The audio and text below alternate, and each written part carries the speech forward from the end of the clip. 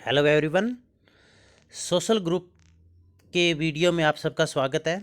आज हम इस वीडियो में समाजशास्त्र का एक महत्वपूर्ण विषय है सोशल ग्रुप या सामाजिक समूह के बारे में पढ़ेंगे। ये सामाजिक ग्रुप पर हमारा दूसरा वीडियो है। इससे रिलेटेड 3 वीडियो बनेंगे। पहले वीडियो में हमने सामाजिक समूह की विशेषताएं, अर्थ, परिभाषा आदि के बारे में आपको बताया था और उसके प्रकार के बारे में बताया था। इस वीडियो में हम प्राथमिक और द्वितीयक सामाजिक समूह के बारे में आपको बताएंगे। तो इसके अंदर हम पढ़ेंगे प्राथमिक और द्वितीयक सामाजिक समूह के अर्थ, परिभाषाएं, उनकी विशेषताएं, उनके महत्व और प्राइमरी और सेकेंडरी जो सोशल ग्रुप है उनमें क्या अंतर है, इसके बारे में हम पढ़ेंगे। तो पहले हम पढ़ते हैं यहाँ पर प्राइमरी सोशल ग्रुप। प्राथमिक सामाजिक समूह की अवधारणा का प्रयोग चार्ल्स कुल्ले ने 1909 में अपनी पुस्तक सोशल ऑर्गेनाइजेशन में किया था।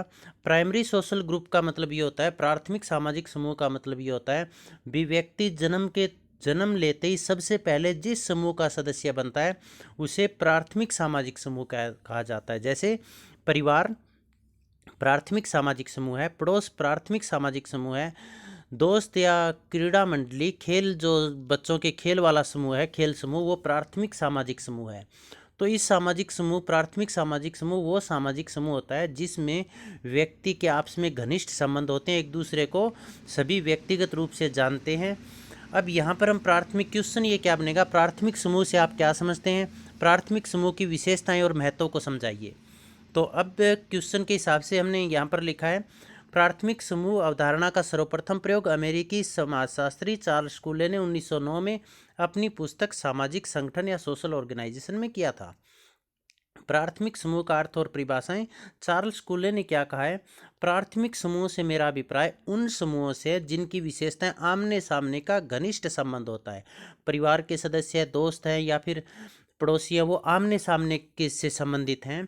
और सहयोग है, वो एक दूसरे का सहयोग भी करते हैं। वे अनेक अर्थों में प्राथमिक है, मुख्यतः इस कारण से कि वे एक की सामाजिक प्रकृति और आदर्शों, एक व्यक्ति की सामाजिक प्रकृति और आदर्शों को बनाने में मौलिक हैं। चार्ल्स कुले ने आगे क्या लिखा है, प्राथमिक समूह वास्तव में आमने सामने का एक समूह होता है। पहली विशेषता होगी ना आमने सामने का समूह, जिनके सदस्यों में अत्यधिक घनिष्ठता होती है। एक विशेषता ये भी होगी भी घनिष्ठ संबंध होते हैं तथा सहयोगी संबंध, सहानुभूति, सद्भावना देखने को मिलती है। इसी समानता के कारण व्यक्तियों का व्यक्तित्व समूह के व्यक्तित्व से इस तरह घुल मिल जाता है कि मैं की जगह हम की भावना जन्म का होता है। मतलब जैसे परिवार में है तो हम सब परिवार की भलाई के लिए काम करते हैं, न कि खुद की भलाई के लिए, जिससे आपसी सहानुभूति एवं एक रूपता की भावना पनपती है। अर्थात व्यक्ति समूह के अन्य सदस्यों के सुख दुख को अपना सुख दुख मान लेता है। कुल्ले ने 3 प्रकार के प्राथमिक समूह बताए। चार्ल्स कुल्ले ने प्राथमिक समूह के कितने प्रकार बताए हैं? 3। परिवार, क्रीड़ा समूह तथा पड़ोस। अब देखिएगा, इस तरह कहा जा सकता है कि प्राथमिक समूह कम सदस्यों का आमने सामने का अत्यधिक घनिष्ठ संबंध वाला वह समूह है जिसमें उद्देश्यों की समानता, सहयोग, सद्भावना, सहानुभूति तथा हम की भावना पाई जाती है। यदि 2 नंबर का क्वेश्चन आ जाता है प्राथमिक समूह से आप क्या समझते हैं, तो उसमें हम ये लिख देंगे भी प्राथमिक समूह कम सदस्यों का, आगे यहाँ से लिख देंगे। Characteristics of primary social group, प्राथमिक सामाजिक समूह की विशेषताएं क्या है, तो इनकी विशेषताओं का हम यहाँ पर वर्णन कर रहे हैं। प्राथमिक सामाजिक समूह का मतलब आप परिवार का उदाहरण ले लेते हैं, जैसे परिवार हो गया, दोस्त हो गए, पड़ोसी हो गए, तो हम यहाँ पर परिवार का एग्जाम्पल लेते हैं ताकि क्लियर हो जाएगा आपके। आमने सामने का घनिष्ठ संबंध मतलब फेस टू फेस रिलेशन। प्राथमिक समूह की सबसे पहली परिभाषा ये है कि प्राथमिक समूह के सभी सदस्य एक दूसरे से आमने सामने से संबंधित होंगे, मतलब एक दूसरे के आमने सामने सदैव मौजूद रहते हैं। समूह का छोटा आकार, प्राथमिक समूह की दूसरी महत्वपूर्ण विशेषता ये है कि इसका साइज है वो काफ़ी छोटा होता है। इसके सदस्यों की संख्या 2 व्यक्तियों से लेकर अधिकतम 50 या 60 व्यक्तियों तक की हो सकती है, तो इसका आकार छोटा होता है। स्थायित्व, स्टेबिलिटी इसके अंदर होती है। प्राथमिक समूह है वो एक स्थायी प्रवृत्ति का होता है। इसका कारण ये होता है कि इसकी स्थापना किसी विशेष उद्देश्य के लिए नहीं होती, बल्कि इसकी स्थापना सामान्य उद्देश्य के लिए होते हैं। जैसे दोस्त, 2 व्यक्तियों के बीच में दोस्ती है तो कोई विशेष उद्देश्य नहीं है, सामान्य उद्देश्य है, एक दूसरे की सहायता करना और आत्मसंतुष्टि प्राप्त करना। इसी तरह से पड़ोसियों के साथ जो हम संबंध स्थापित करते हैं वो कोई विशेष उद्देश्य नहीं होता, सामान्य उद्देश्य होता है। परिवार का उद्देश्य सामान्य उद्देश्य होता है सदस्यों का। तो इसके स्थायित्व का कारण इसके जो उद्देश्यों की सामान्यता है। सामान्य उद्देश्य जनरल ऑब्जेक्टिव। प्राथमिक समूह की एक विशेषता ये भी होती है कि ये किसी विशेष उद्देश्य पर आधारित ना होकर सामान्य उद्देश्य पर आधारित होता है। सामान्य का मतलब सभी उद्देश्य, सभी आवश्यकताओं की पूर्ति करना इसका उद्देश्य होता है। हम की भावना, वी फीलिंग। प्राथमिक समूह है, इसमें मैं की भावना की जगह हम की भावना पाई जाती है। हम की भावना का मतलब ये हुआ तहे दिल से दूसरे सदस्यों को अपना समझना और उन सदस्यों के लिए कुछ भी करने के लिए तैयार रहना, और इसमें सहयोग और सहानुभूति भी पाई जाती है। संबंध व्यक्तिक होते हैं।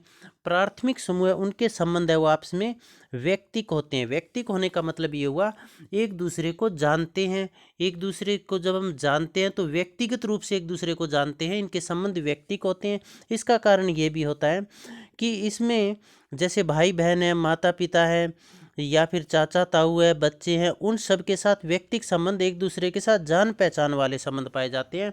मतलब एक का स्थान दूसरा कोई नहीं ले सकता। मान लीजिए किसी एक की डेथ हो जाती है तो उसका स्थान दूसरा कोई व्यक्ति नहीं ले सकता। इसका व्यक्तिक महत्व है और व्यक्तिक संबंध होते हैं। व्यक्ति का मतलब एक दूसरे को जानते हैं सभी। संबंध स्वयं साध्य होते हैं। Relationship is an and itself. स्वयं साध्य का मतलब ये होता है कि इसके जो संबंध हैं वो किसी स्वार्थ या किसी उद्देश्य की पूर्ति के रूप में नहीं होते हैं, बल्कि ये स्वयं ही एक लक्ष्य है, स्वयं ही एक साध्य होते हैं। इस ऐसे संबंधों में बंधने वाले व्यक्ति, मतलब प्राथमिक समूह के जो सदस्य हैं, वो एक दूसरे के बिना नहीं रह पाते हैं। सदैव उनको एक दूसरे की कमी खलती है। संबंधों का स्वतः विकास, इसका मतलब रिलेशनशिप इज स्पॉन्टेनियस। इसका मतलब ये होगा कि जो ये प्राइमरी समूह है, इसके जो सदस्य है, इसके जो संबंध है, आपसी सदस्यों के संबंध, उनका जानबूझकर उनकी स्थापना नहीं की जाती, बल्कि वो स्वतः विकसित होते हैं। जैसे दो दोस्तों के बीच में दो व्यक्तियों के बीच में प्रेम हुआ, दोस्ती हुई, तो ये जानबूझकर नहीं की जाती, ये स्वतः होती है। परिवार के सदस्यों के बीच में आपसी संबंध स्वतः है, वो जानबूझकर स्थापित नहीं किए जाते हैं। प्राथमिक समूह प्राथमिक नियंत्रण के एक साधन के रूप में काम करते हैं। ये व्यक्ति के ऊपर उसके सामाजिक मूल्यों, सामाजिक आदर्शों के उल्लंघन करने पर उनको नियंत्रित भी करते हैं और उनको सामाजिक मूल्यों और सामाजिक आदर्शों की शिक्षा भी देते हैं। मानवीय गुणों पर आधारित, बेस्ड ऑन ह्यूमन क्वालिटीज। जो प्राथमिक समूह है पूरी तरह से मानवीय गुणों पर आधारित है। इनमें सहयोग, सहानुभूति, दया, पारस्परिक निर्भरता आदि मानवीय गुणों की इसमें अनुपालना की जाती है। तो ये विशेषताएं थी प्राइमरी ग्रुप की। Importance of primary social group, प्राथमिक सामाजिक समूह, इसका हमारे जीवन में क्या महत्व है। तो सबसे पहला है प्राथमिक इंपॉर्टेंस ऑफ प्राइमरी ग्रुप। प्राथमिक सामाजिक समूह है, ये गुणों का, व्यक्ति के अंदर महत्वपूर्ण मानवीय गुणों का विकास करता है। मानवीय गुण कौन से? एक बड़ों की आज्ञा का पालन करना, सहयोग करना, एक दूसरे के लिए सब कुछ न्यौछावर करने के लिए तैयार रहना, त्याग की भावना आदि। इस तरह के जो सभी मानवीय गुण हैं उनकी जो विकास है वो इसके अंदर होता है। व्यक्ति के व्यक्तित्व में के विकास में सहायक है। जो ये प्राइमरी ग्रुप है, प्राथमिक समूह है, ये व्यक्ति के व्यक्तित्व में विकास में सहायक है, क्योंकि ये व्यक्ति का सर्वांगीण विकास करते हैं। व्यक्ति को समाज के मूल्यों, आदर्शों के बारे में सिखाते हैं, उनका समाजीकरण करते हैं और उन्हें हर तरह से उनको सहायता उपलब्ध कराते हैं। इसलिए व्यक्ति का अच्छी तरह से उसके व्यक्तित्व में निखार आता है। स्वस्थ समाज का निर्माण और समाज के विकास में सहायक। जो प्राथमिक समूह है ये अच्छे नागरिक बनाता है, ये समाज के मूल्यों का पालन करने वाले नागरिक पैदा करता है।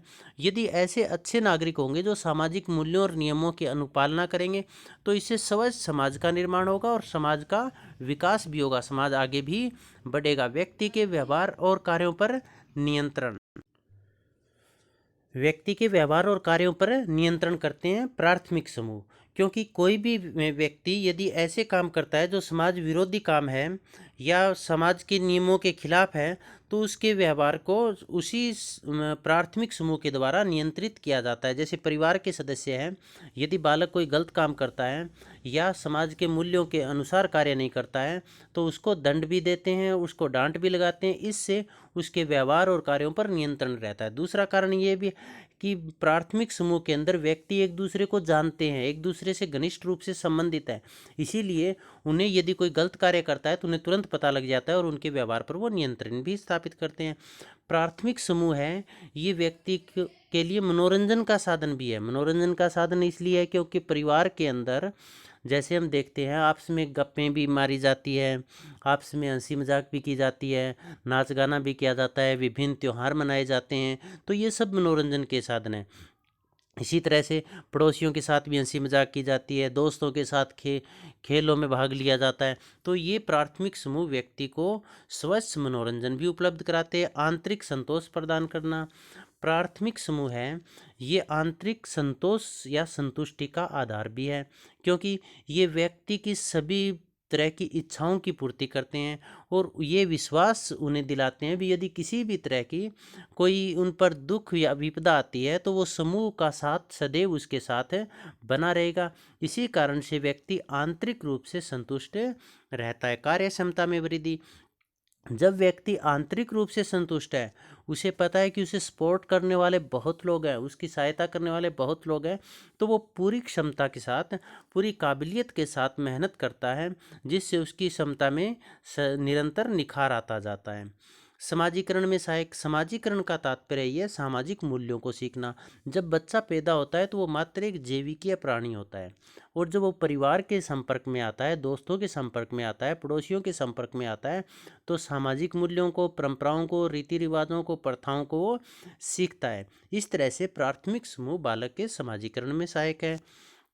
सांस्कृतिक संचार, सांस्कृतिक संचार का मतलब ये होता है कि जो कुछ समाजीकरण के माध्यम से बालक ने सीखा है, उस सीखे हुए व्यवहार को वो आने वाले पीढ़ी को हस्तांतरित करता है, पीढ़ी दर पीढ़ी हस्तांतरित होता रहता है। तो प्राथमिक मूल्य है वो सामाजिक और सांस्कृतिक, प्राथमिक समूह सामाजिक और सांस्कृतिक मूल्यों के पीढ़ी दर पीढ़ी हस्तांतरण में भी सहायता करते हैं। व्यक्ति और समाज के बीच में कड़ी, प्राथमिक समूह वास्तव में व्यक्ति और समाज के बीच में कड़ी का काम करते हैं, क्योंकि समाज व्यक्तियों से बना है और व्यक्ति को समाज के योग्य प्राथमिक समूह ही बनाते हैं, क्योंकि वो समाजीकरण के माध्यम से व्यक्ति को सामाजिक मूल्यों के अनुसार व्यवहार करने के योग्य बना देते हैं। तो व्यक्ति इसी तरह से प्राथमिक समूह वो व्यक्ति और समाज के बीच में कड़ी का काम करते हैं। सामाजिक नियमों के पालन व नियंत्रण में सहायक, जो ये प्राथमिक समूह है ये सामाजिक नियमों के पालन व नियंत्रण में सहायता करते हैं। यदि बालक पालन का मतलब ये प्राथमिक समूह बालक को सामाजिक नियमों की जानकारी देते हैं, उनकी अनुपालना करना सिखाते हैं, सामाजिक मूल्यों की, आदर्शों की। और यदि कोई उनका उल्लंघन करता है तो प्राथमिक समूह के द्वारा ही उल्लंघन करने वाले को दंड देकर, जैसे परिवार के द्वारा डांटना या हल्की फुल्की पिटाई करना, तो ये नियंत्रण के तरीके हैं और सामाजिक नियंत्रण स्थापित किया जाता है। मनोवैज्ञानिक सुरक्षा, मनोवैज्ञानिक सुरक्षा का मतलब ये होगा कि जो बालक है उसको भावनात्मक सुरक्षा भी वहाँ पर रहती है, क्योंकि उसकी सभी भावनाओं उसकी अच्छी तरह से वहाँ पर परिवार में केयर भी की जाती है, प्रेम भी किया जाता है, सहानुभूति, सहयोग आदि तत्वों का उसे सहारा मिलता है। तो इससे वो मनोवैज्ञानिक सुरक्षा भी उसे मिलती है, मानसिक रूप से वो संतुष्ट रहता है। सेकेंडरी सोशल ग्रुप, द्वितीयक सामाजिक समूह क्या है? तो द्वितीयक सामाजिक समूह है वो प्राथमिक सामाजिक समूह के एकदम से विपरीत है। क्वेश्चन कैसे आएगा? द्वितीयक सामाजिक समूह की अवधारणा को समझाएं, द्वितीयक समूह के सामाजिक महत्व या विशेषताओं को बताइएगा। तो हमारे सामाजिक जीवन में सामाजिक समूह का महत्वपूर्ण योगदान होता है। सामाजिक समूह व्यक्ति की आंतरिक और बाह्य आवश्यकताओं की पूर्ति के आधार है।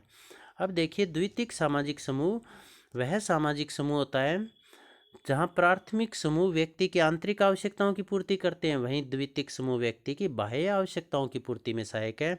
द्वितीयक समूह का आकार बड़ा होता है और इसमें अप्रत्यक्ष संबंध होते हैं जो कि पूर्णतः औपचारिक होते हैं। समुदाय, जाति, धर्म, वर्ग आदि द्वितीयक समूह है। द्वितीयक समूह कौन से होते हैं? जो व्यक्ति के प्राथमिक के बाद आते हैं।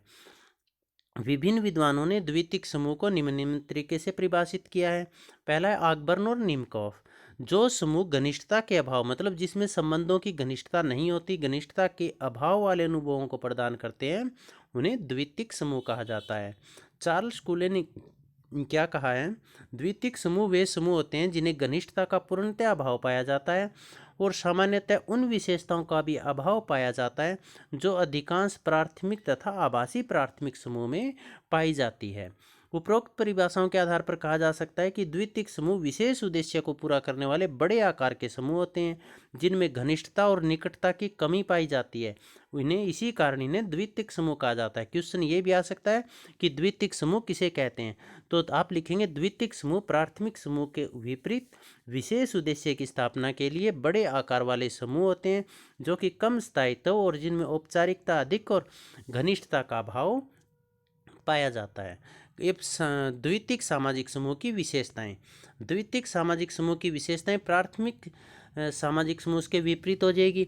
अप्रत्यक्ष संबंध। प्राथमिक समूह में क्या था, प्रत्यक्ष संबंध थे, आमने सामने के संबंध थे। द्वितीयक समूह का आकार बड़ा होता है। बड़ा आकार होने के कारण यहाँ पर सभी व्यक्ति एक दूसरे को जानते नहीं है, इसलिए इनके बीच में जो संबंध है वो अप्रत्यक्ष संबंध होंगे। जैसे जाति के लोग हैं तो जितनी सभी जातियाँ, अपनी जाति है, मान लीजिए आपकी कोई भी जाति है, उस जाति के सभी लोगों को हम थोड़ी जानते हैं।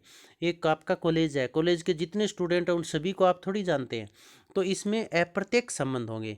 बड़ा आकार। द्वितीयक समूह की एक महत्वपूर्ण विशेषता कि इसका आकार बहुत बड़ा है। इसके सदस्यों की संख्या कोई सीमित नहीं है, कोई निश्चित नहीं है, कितनी भी सदस्य संख्या इसकी हो सकती है। जैसे एक देश, हमारा देश भारत, तो पूरा भारत हमारा क्या हो गया, एक समूह हो गया, तो उसकी सदस्य संख्या बहुत ज़्यादा हो गई। इसी तरह से जब हम और उन सभी सदस्यों को हम जानते भी नहीं हैं तो अप्रत्यक्ष संबंध हो गए। और इसी तरह से कॉलेज है, कॉलेज के विद्यार्थी देखो कितने, बहुत सारे विद्यार्थी होते हैं कॉलेज में, तो इस समूह का आकार बड़ा होता है। विशिष्ट उद्देश्य। जो द्वितीयक समूह है इसकी स्थापना किसी विशिष्ट उद्देश्य के लिए की जाती है। जैसे महाविद्यालय की स्थापना किस उद्देश्य की पूर्ति के लिए की गई है, शैक्षिक उद्देश्य है, शिक्षा ग्रहण के उद्देश्य की पूर्ति के लिए की गई है। धार्मिक संस्थाओं की पूर्ति, धार्मिक आवश्यकताओं, धार्मिक संस्थाओं की जो स्थापना है वो धार्मिक आवश्यकताओं की पूर्ति के लिए की गई है। इसके पश्चात स्थायित्व का अभाव। जो द्वितीयक समूह है उस समूह में स्थायित्व का अभाव पाया जाता है प्राथमिक समूह के मुकाबले में, क्योंकि इनकी स्थापना एक विशेष उद्देश्य के लिए होती है और जब वो उद्देश्य पूरा हो जाता है तो ये जो अपने आप बदल जाते हैं। जैसे अब आप शिक्षा ग्रहण कर रहे हैं, विद्यार्थी है, शिक्षा पूरी हो गई तो समूह अपने आप बदल जाएगा। शारीरिक समीपता का अभाव। जहाँ प्राथमिक समूह में शारीरिक समीपता मुख्य विशेषता थी, इसका मतलब सभी व्यक्ति एक दूसरे के साथ खाना खाते हैं, उठते बैठते हैं, सोते हैं, बातें करते हैं, शारीरिक समीपता होती है। जबकि द्वितीयक समूह में शारीरिक समीपता नहीं होती, वहाँ पर अव्यक्तिक संबंध होते हैं, संबंधों में घनिष्ठता का अभाव होता है, अप्रत्यक्ष संबंध होते हैं। अव्यक्तिक संबंध इसने लिखेंगे शारीरिक समीपता की दूरी। बड़े आकार होने के कारण सभी व्यक्ति एक दूसरे को नहीं जानते, इसलिए उनके जो आपसी संबंध है वो अव्यक्तिक होते हैं। औपचारिक संबंध। औपचारिक संबंध का मतलब ये है जो द्वितीयक समूह है उनमें व्यक्तियों के बीच में संबंध औपचारिक होते हैं। औपचारिक का मतलब कानूनी रूप से, कानून के दायरे में उनके बीच में संबंध होते हैं। जैसे महाविद्यालय में जो स्टूडेंट्स और टीचर्स के बीच में जो संबंध है वो औपचारिक संबंध है। संबंधों में घनिष्ठता का अभाव, क्योंकि यह इसका आकार बहुत बड़ा होता है, सभी एक दूसरे के आमने सामने मौजूद नहीं होते हैं, इसीलिए जो द्वितीयक समूह है इस द्वितीयक समूह में आपसी संबंधों में घनिष्ठता का अभाव पाया जाता है। मैं और स्वार्थ की भावना। द्वितीयक समूह में कंपटीशन की भावना होती है, प्रतियोगिता की भावना होती है, व्यक्तिगत गुणों का महत्व होता है, इसीलिए यहाँ पर हम की भावना की जगह मैं या स्वार्थ की भावना पाई जाती है, क्योंकि प्रत्येक व्यक्ति अधिक से अधिक अपने आप को निखारना चाहता है, न कि पूरे समूह को। जैसे परिवार के अंदर हम लें तो हम पूरे प्राथमिक समूह है तो उसमें पूरे परिवार की भलाई के लिए काम करते हैं, परंतु जब हम महाविद्यालय में हैं तो हम केवल अपनी भलाई के लिए काम करें, भी मैं सबसे बेटर करूं, मेरे सबसे अधिक अंक आएँ, तो इसमें मैं और स्वार्थ की भावना पाई जाती है। बाह्य आवश्यकताओं की पूर्ति। आंतरिक आवश्यकताओं की पूर्ति के लिए प्राथमिक समूह है, इसके एकदम से विपरीत बाहरी आवश्यकताओं की पूर्ति के लिए बाह्य समूह है, वो हमारी बाह्य आवश्यकताओं की पूर्ति के लिए है। जैसे चिकित्सा संबंधी सुविधाएं, शिक्षा संबंधी सुविधाएं, कानून की सहायता संबंधी सुविधाएं हैं, तो इन बाह्य आवश्यकताओं की पूर्ति के लिए द्वितीयक समूह का निर्माण किया जाता है। द्वितीयक नियंत्रण के साधन। द्वितीयक समूह द्वितीयक नियंत्रण के साधन है। इसमें जैसे कानून, पुलिस, सेना या फिर अदालतों के द्वारा नियंत्रण किया जाता है। जानबूझकर स्थापना, प्राथमिक समूह है वो स्वतः विकसित होते हैं, जबकि द्वितीयक समूह है उनकी जानबूझकर स्थापना की जाती है। जानबूझकर स्थापना करने का मतलब ये हुआ इनकी स्थापना किसी विशेष उद्देश्य की प्राप्ति के लिए की जाती है। अब हम द्वितीयक समूह के महत्व के बारे में पढ़ेंगे। इंपॉर्टेंस ऑफ सेकेंडरी ग्रुप, व्यक्तित्व के विशेषीकरण में सहायक है। द्वितीयक समूह का एक बहुत बड़ा महत्व ये है कि ये व्यक्ति के व्यक्तित्व के विशेषीकरण में सहायक है। जैसे कोई डॉक्टर बन गया, कोई इंजीनियर बन गया, कोई टीचर बन गया, कोई नेता बन गया, कोई धार्मिक संत बन गया, तो ये व्यक्ति के विशेषीकरण में सहायक है। बाहरी, जो द्वितीयक समूह है ये व्यक्ति की बाह्य आवश्यकताओं की पूर्ति करके उसे संतुष्टि प्रदान करते हैं। जैसे शिक्षा की आवश्यकताएं की पूर्ति कर दी, चिकित्सा की कर दी, धार्मिक आवश्यकताओं की पूर्ति कर दी, राजनीतिक आवश्यकताओं की पूर्ति कर दी। तो बाहरी आवश्यकताओं की पूर्ति के साधन है। व्यक्तित्व के गुणों का विकास, द्वितीयक जो सामाजिक समूह है ये व्यक्ति के बाहरी गुणों, व्यक्तित्व के बाह्य गुणों का विकास करते हैं। इसमें समूह जब जो भी व्यक्ति को द्वितीयक समूह में पद है, इस अपने से उच्च अधिकारी के आज्ञा का पालन करना, नियमों का पालन करना, नियमों में रहकर कार्य करना, सहयोग करना, तो ये व्यक्तित्व के गुणों का विकास द्वितीयक समूह से होता है। सामाजिक नियंत्रण, द्वितीयक समूह व्यक्ति के ऊपर सामाजिक नियंत्रण भी स्थापित करते हैं। यदि व्यक्ति नियमों के विरुद्ध चलता है, कानूनों का उल्लंघन करता है, तो नियमानुसार उन्हें सजा भी दी जाती है। इसमें नियंत्रण के साधन है वो औपचारिक होते हैं, जैसे पुलिस हो गया, कानून नियम हो गए, संविधान हो गया, अदालतें हो गई। जैसे महाविद्यालय का एग्जाम्पल लिया है तो वहाँ पर नियंत्रण कैसे स्थापित किया जाएगा। यदि आप महाविद्यालय के नियमों को तोड़ते हैं, लगातार 6-7 दिन एब्सेंट रहते हैं, तो आपका नाम काट दिया जाएगा। सभ्यता के विकास और सामाजिक परिवर्तन में सहायक, द्वितीयक जो सामाजिक समूह है ये सभ्यता के विकास में भी सहायक है। क्यों? क्योंकि इसमें व्यक्ति अपनी पूरी कार्य क्षमता के साथ कार्य करता है, पूरी मेहनत से लगातार कार्य करता है, जिससे नए नए आविष्कार होते हैं और उन नए आविष्कारों से सभ्यता का विकास भी होता है और समाज में भी तेजी से परिवर्तन आता है। कार्य क्षमता में वृद्धि, इसमें कार्य विभाजन होता है। द्वितीयक समूह है वो कार्य विभाजन, कार्य विशेषीकरण या श्रम विशेषीकरण या कार्य विभाजन का आधार है। इसमें व्यक्ति अपने व्यक्तिगत गुणों के आधार पर एक कार्य प्राप्त करता है और सदैव उसी निरंतर वही कार्य करता रहता है। तो लगातार कार्य करने से उसमें कार्य क्षमता में वृद्धि होती है और उसकी क्वालिटी भी इम्प्रूव होती है। व्यक्ति में जागरूकता पैदा करना, द्वितीयक समूह व्यक्ति में जागरूकता पैदा करते हैं, वो उसे अपने अधिकारों और कर्तव्यों के प्रति जागरूक बनाते हैं। जैसे यदि हम विद्यार्थी हैं तो हमारे क्या अधिकार है, क्या कर्तव्य है, हमें पता है। हम अध्यापक हैं तो क्या अधिकार है, क्या कर्तव्य है, हमें पता है। तो ये व्यक्ति में जागरूकता भी पैदा करते हैं। श्रम विभाजन को प्रोत्साहन, जो द्वितीयक समूह है ये समाज में श्रम विभाजन को प्रोत्साहित करते हैं, क्योंकि इसमें व्यक्ति अपनी काबिलियत के अनुसार, अपनी कुशलता और निपुणता के अनुसार कार्य का चयन करते हैं। Difference between primary and secondary social group, ये बहुत इंपॉर्टेंट है। प्राथमिक और द्वितीयक सामाजिक समूह में क्या अंतर है। प्राथमिक समूह जहां हमारी आंतरिक आवश्यकताओं की पूर्ति करते हैं, तो द्वितीयक समूह हमारी बाह्य आवश्यकताओं की पूर्ति करते हैं। अब देखिए इसमें हम अंतर करेंगे आकार के आधार पर। प्राथमिक समूह उसका आकार छोटा होता है, 2 से लेकर 50 या 60 व्यक्ति हो सकते हैं, जबकि द्वितीयक समूह में सदस्यों की संख्या कोई सीमित नहीं है, इनकी सदस्यों की संख्या असीमित है। आपसी संबंधों के आधार पर, प्राथमिक समूह है उनमें आपसी संबंध है वो स्वतः व्यक्तिगत संबंध और घनिष्ठता के आधार पर होते हैं, जबकि द्वितीयक संबंध वो औपचारिकता के आधार पर और जानबूझकर स्थापित किए होते हैं। संबंधों की घनिष्ठता के आधार पर, प्राथमिक समूह है उसमें सभी व्यक्ति एक दूसरे के आमने सामने प्रत्यक्ष रूप से मौजूद होते हैं और सभी को जानते हैं, इसलिए उनमें संबंधों की घनिष्ठता होती है। जबकि द्वितीयक समूह में आकार बड़ा होने के कारण एक दूसरे को नहीं जानते, जिसके कारण संबंधों में घनिष्ठता का अभाव पाया जाता है। प्राथमिक समूह सामान्य उद्देश्य पर आधारित होते हैं और सामान्य उद्देश्य पर आधारित होने के कारण इसमें स्थायित्व होता है, जबकि द्वितीयक समूह है वो विशेष उद्देश्य की पूर्ति के लिए उनकी स्थापना की जाती है और उद्देश्य की पूर्ति के पश्चात वो स्वतः समाप्त हो जाते हैं, तो वो कम स्थायी है। उद्देश्य के आधार पर प्राथमिक समूह की स्थापना प्राथमिक समूह का उद्देश्य सामान्य होता है, जबकि द्वितीयक समूह का उद्देश्य है वो विशेष होता है। स्थापना के आधार पर प्राथमिक सामाजिक समूह की स्थापना नहीं की जाती, इनका स्वतः विकास होता है, जबकि द्वितीयक सामाजिक समूह की स्थापना जानबूझकर किसी विशेष उद्देश्य की प्राप्ति के लिए की जाती है। व्यक्तिक और अव्यक्तिक संबंधों के आधार पर प्राथमिक समूह का आकार छोटा होता है, कम सदस्य होते हैं, आमने सामने मौजूद होते हैं, जैसे अपने दोस्त हैं, पड़ोसी हैं, परिवार के सदस्य हैं, उन सभी को हम जानते हैं। इसका मतलब उनको व्यक्तिगत संबंध होते हैं, सभी को हम जानते हैं। जबकि द्वितीयक समूह का आकार बहुत बड़ा होता है। बड़ा आकार होने के कारण उनके संबंध वो आपस में अवैयक्तिक होते हैं, वो एक दूसरे को जानते नहीं हैं। औपचारिकता के आधार पर प्राथमिक समूह में आपसी संबंध अनौपचारिकता पर निर्भर है, उसमें किसी तरह की औपचारिकता नहीं की जाती। जबकि द्वितीयक समूह औपचारिकता पर आधारित है। औपचारिकता का मतलब उसमें संबंध है वो कानूनों नियमों के अनुसार होते हैं।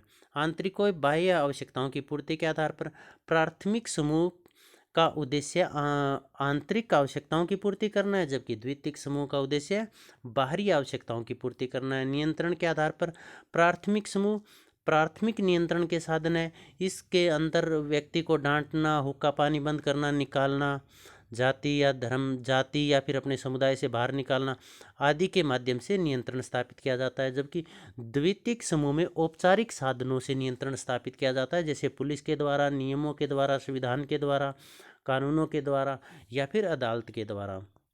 शारीरिक समीपता के आधार पर प्राथमिक समूह में शारीरिक समीपता होती है, जबकि द्वितीयक समूह में शारीरिक समीपता नहीं होती। प्राथमिक समूह में शारीरिक समीपता का मतलब होता है लोग साथ साथ रहते हैं, एक साथ उठते बैठते, खाना खाते हैं, बातें करते हैं। जबकि द्वितीयक समूह में शारीरिक समीपता का अभाव पाया जाता है। हम व मैं की भावना के आधार पर प्राथमिक समूह छोटा होता है।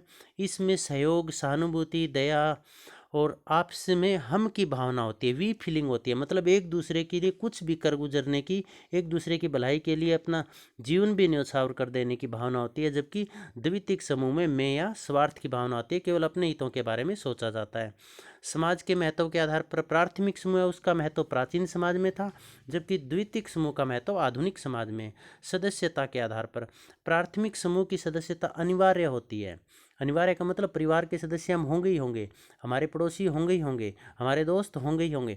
इसका मतलब प्राथमिक समूह की सदस्यता अनिवार्य होती है, जबकि द्वितीयक समूह की सदस्यता ऐच्छिक होती है, अपनी इच्छा पर निर्भर है।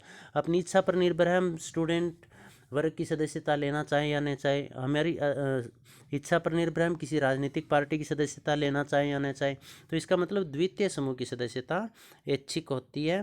नवीनता व प्राचीनता के आधार पर प्राथमिक समूह प्राचीन है, ये व्यक्ति के जीवन में सबसे पहले आया। जन्म के पश्चात व्यक्ति सबसे पहले प्राथमिक समूह के संपर्क में आता है, इसीलिए इसको प्राथमिक कहा गया है।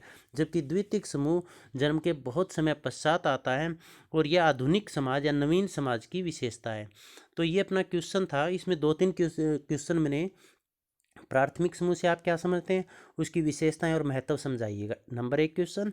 नंबर 2 क्वेश्चन बना द्वितीयक समूह से आप क्या समझते हैं, द्वितीयक समूह के महत्व और विशेषताओं को समझाइएगा। नंबर 3 क्वेश्चन बनेगा सामाजिक समूह से आप क्या समझते हैं, प्राथमिक और द्वितीयक समूह में अंतर बताइएगा। तो ये कंप्लीट 3 क्वेश्चन इसके अंदर बने हैं, बहुत इंपॉर्टेंट क्वेश्चन है। एक क्वेश्चन आपको कमेंट बॉक्स में लिखकर डालना है कि सामान्यतः घनिष्ठता के अभाव वाले समूह है वो कौन से समूह कहलाते हैं। आप सबका बहुत बहुत धन्यवाद।